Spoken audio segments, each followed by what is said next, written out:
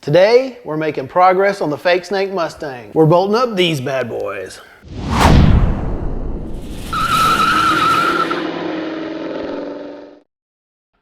I've mentioned before that the idea for this Mustang is to build a ridiculously fun daily driver that can also dominate at the autocross or occasional track day or something like that. So if you're gonna go fast, you've got to be able to stop hard. So I'm putting on a set of 13-inch bare brakes all the way around, and I've got the driver's side on already. You can see that there, up here. And now it's time to do the passenger side. Thought I'd take you along on that little trip. So what we've got left here, as you can see, is the 13-inch rotors. There's some big mama jamas there. Up front, we're gonna have the 6-piston calipers. These are the Bear Pro Plus 6 pistons. And then back, and these are Bear's SS4 4-piston calipers. Now, just for comparison's sake, let's put some of the OEM rotors on there. That is the Mustang front. It's an 11-incher, and it's a GT rotor, so it's not exactly small to begin with. But compared to that, the 13-inch Bears, looking a little wimpy. Now the first step, obviously, is going to be to get the original brakes off. We've got to do that. The back is already clear because I took off the calipers and rotors when I ditched the original 8.8 rear and put in a Quick Performance 9-inch rear back there. So we're good to go there. Just got to get the fronts unbolted and we'll be ready to put on the Bears. First things first, we'll start with unhooking all the brake lines. All right, and now that we've got the brake line loose, we can concentrate on getting rid of this old rusty, dusty caliper and rotor.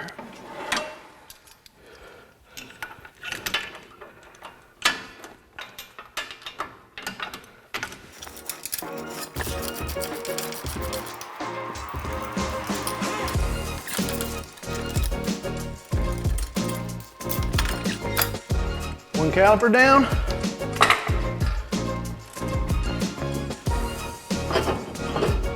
One weenie rotor down. It's not critical, but I'll go ahead and get this dust shield off since it may interfere with the bigger brakes and everything. It's actually held in place with 3 rivets right here, here, and here. And I'll kind of grind off the head of those and just pop those off. They'll come off pretty easy.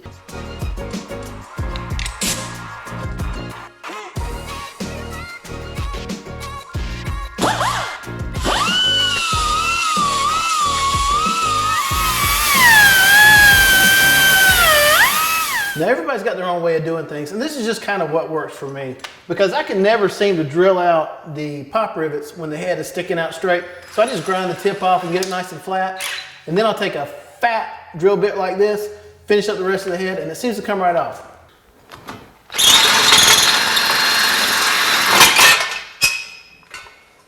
And it usually seems to come out okay for me that way. You do you, this is what works for me. With the dust shield off, oh, sorry, that was loud. We'll just take a moment to dress these edges right here and clean them up and make them look pretty.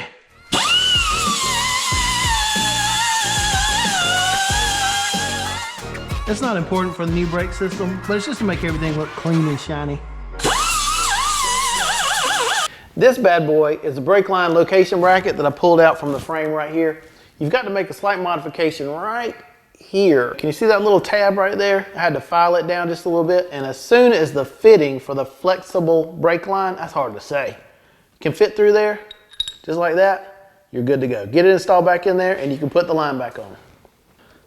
Now because I've already swapped out the original 8.8 Ford rear end for a 9-inch from Quick Performance, that caused me to lose the traction control mechanism in the back of the car. So I figured since I already have the rotor off up front, I might as well pull it off now too.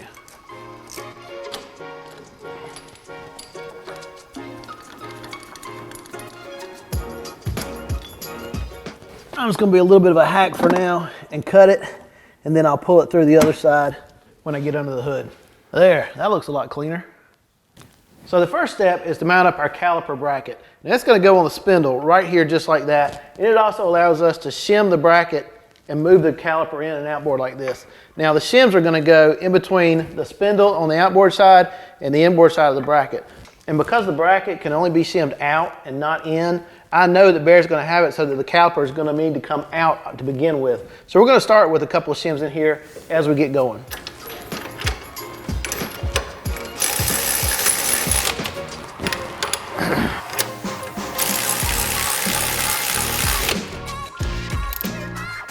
Now I'm just going to snug this bracket up for now. I know I'll probably have to take it back off, and I'll do the final torque as soon as I get everything right. Now the reason that the new Bear caliper mounts up differently than the stock unit, I'm throwing bolts everywhere, is a fixed mount caliper. It's actually got, let me set this down, pistons on both sides of the caliper right here. And so it's got to be fixed, and it squeezes both pads together at the same time, and it has to be centered over the rotor to make it work properly. Now the OEM unit is really common in road going cars. It's everything is a floating caliper, and everything is on one side of it. I don't know if you can see the two pistons here. So as soon as you push the brake, it activates these two pistons here, and when this pushes the pad into the rotor, the whole caliper slides over to activate the pad on the other side too. So this is good for OEM stuff, but it's not as good for performance. That's why we're going to center this up over the rotor. All right, next up is this big boy. This is our big 13-inch Bear rotor. Now just in case, there is a right and a left side on these. You can tell because the gas slots point forward. Also, you can look and see the cooling vents appear to rotate backwards on this one. So we know this is the passenger side. Now I need this secured to the hub so that we can accurately measure our caliper location. So I use a couple lug nuts to lock it down. But first I put on some washers just to protect the face of the rotor hat.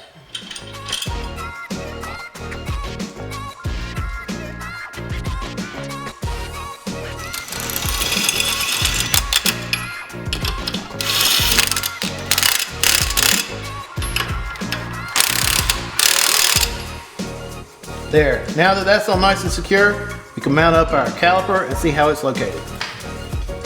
Okay, and now we have Bear's gigantic 6-piston race caliper. This thing is a beaut, and it is going to have a ton of stopping power.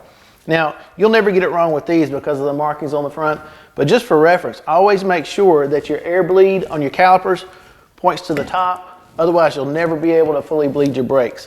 Now, these will mount with a top mount, 2 bolts here, going into the bracket just like that. And by the way, if you're interested, this pad here is the same pad shape as used on a C5 and C6 Corvette. So you'll always have plenty of pad compound options if you ever need anything like that. The Pro 4s that we're using on the back use the same pad shape as Willwood commonly uses. So there's a ton of options for those as well. So let's go ahead and get these mounted up and see how they do. Now here's a cool feature. The calipers actually have pockets that will slot over the bracket, so you make sure you're always squared up. And they'll go on just like that, and then secure from the top with a couple of bolts. Always just hand thread these in to start. Be careful because that bracket is aluminum, and you don't want to cross thread and damage that bracket.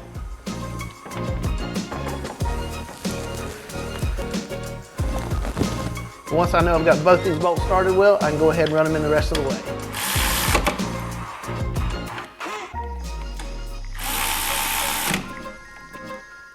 All right, so here's the first try, and I can already tell that I've got way more clearance on this inside pad than I do the outside. So I'm going to need to add a couple more shims to move this caliper on out this way.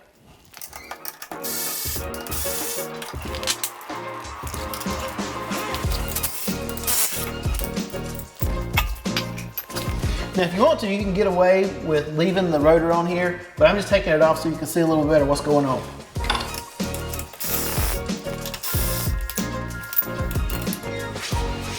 I've already made a couple runs at this, and I think I finally got it. The end result is going to be a grade 8 washer and 3 shims on both sides. And that's actually good news because it matches up well with the other side too. So I know I should be squared up.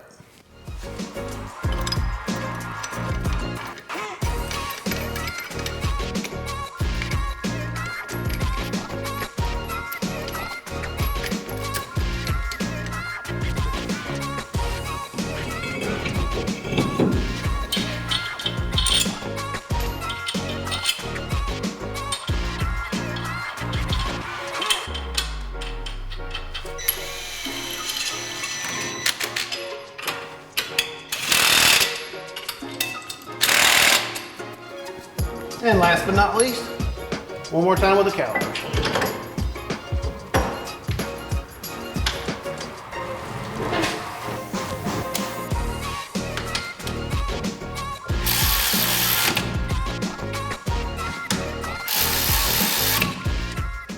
And I think we're there. I've got my feeler gauge, and I'm just using a 30 thousandths mated with a 28 thousandths. And as we can see,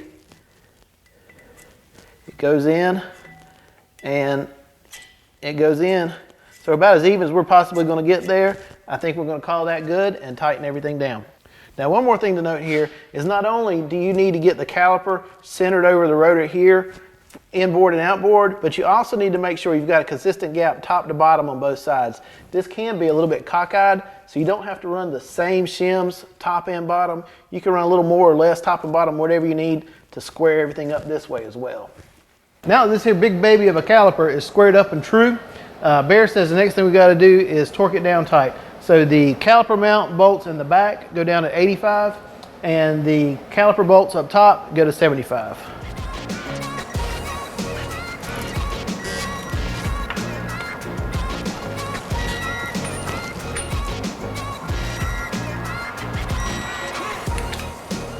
Okay, the next task is to mount up the banjo fitting so we can get a steady supply of brake fluid to the caliper. Make sure you've got a crush washer on both sides of the bolt and thread it in place. See if I can get that there.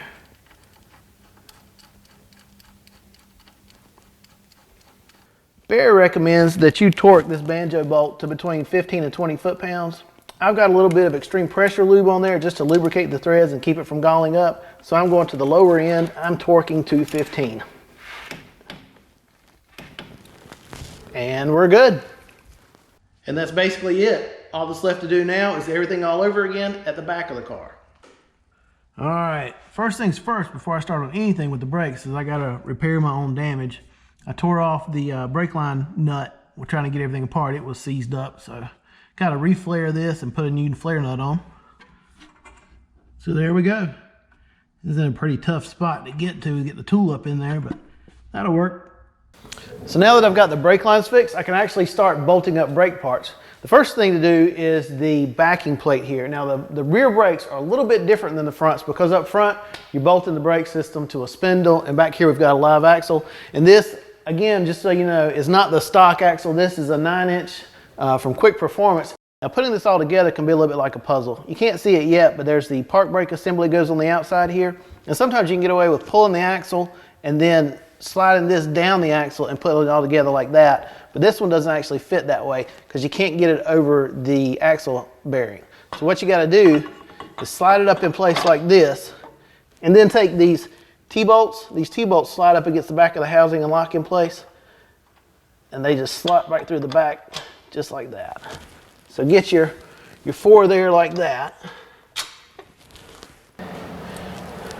And then once you have those on there, start your washers and your nuts.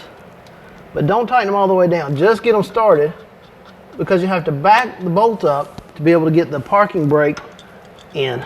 So this is the parking brake right here, and it's got to slide right over the top just like that. Now notice that there is an outside and an inside.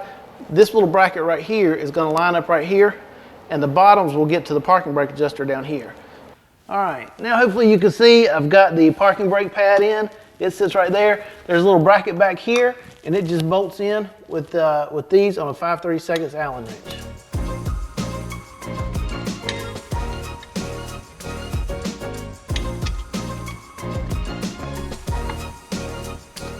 I've waited till the last minute to torque down the backing plate bolts because it can be easier to get the parking brake pad on and off if you can back those bolts out a little bit. I've already put some lube on the threads of these 3/8 bolts, so each one now gets torqued to 35 foot-pounds. And if you're wondering, that's why the hole in the flange is there.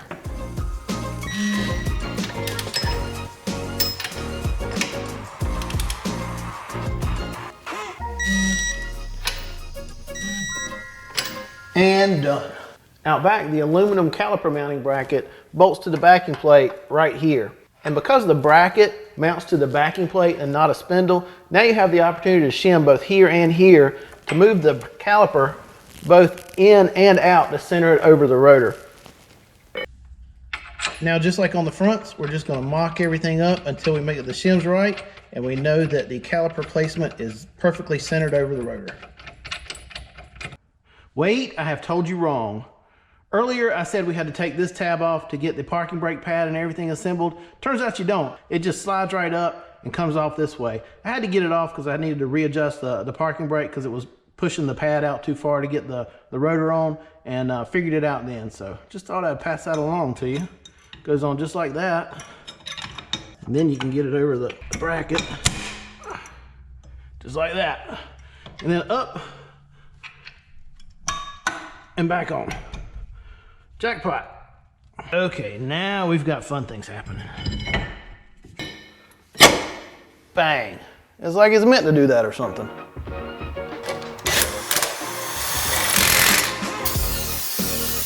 Linger one more time.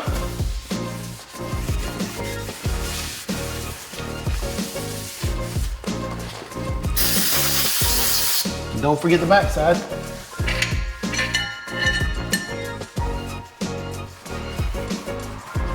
There. Ain't she cute? It's almost impossible to get my head back there and the tool and everything so you can see, but I'll do the best I can. What's cool about this bare 4-piston caliper is I actually have bleed screws on both sides, so you can't actually get it upside down. But I know based on the other side, I used one shim on each side, bolt them in, and we'll give that a shot and see how we do.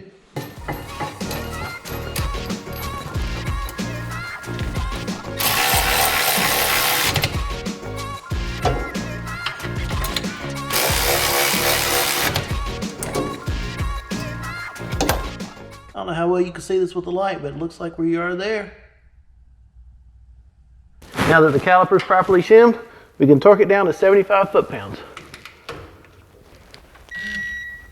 Now we just bolt up the banjo fitting exactly the way we did on the front, and we're all set. Okay, so the brakes are on. I still need to bleed them, but that's a job for another day.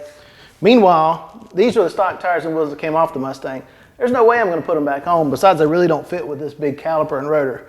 So let me show you what I got. Stay still. Stay. I called up American Muscle. And they set me up with these Rovos Durban wheels and a set of awesome, oh, stay still, tires. Check out that tread. These are Sumitomo's. And the stock wheels are 17 inches. The tires are a 235, 55, 17. Meanwhile, we're swapping them out for some giant meats, 255, 35, 18s. Check this out. Stock tire's a little taller,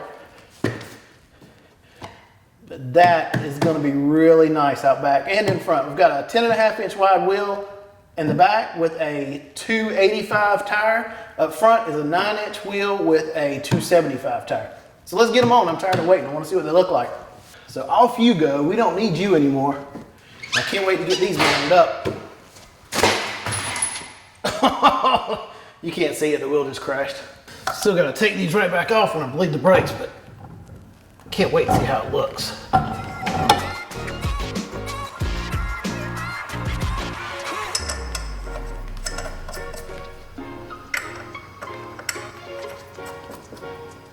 Oh, mother of pearl, it is nice.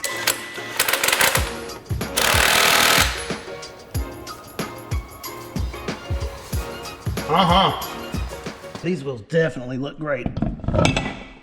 This is the Durban gunmetal finish, by the way.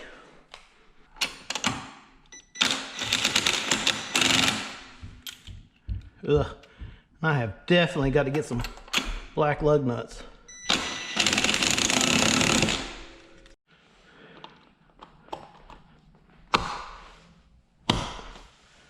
Ah, beautiful. Boop. I can't leave well enough alone. Let's put the jack underneath it and see how it looks at ride height.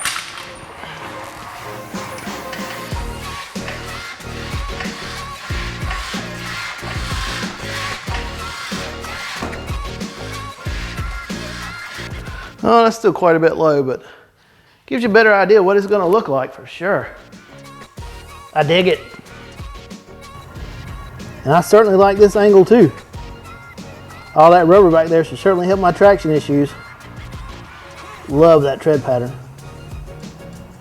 Now, if you've made it this far, sincerely, thank you for watching. And please consider subscribing and liking this video. I want to make lots more of them for you, and it turns out that YouTube appreciates when you do that. Still got a few more things to do on the Mustang, but hopefully next time you see me, we'll be getting this car on the ground and you can hear it run. Thanks again.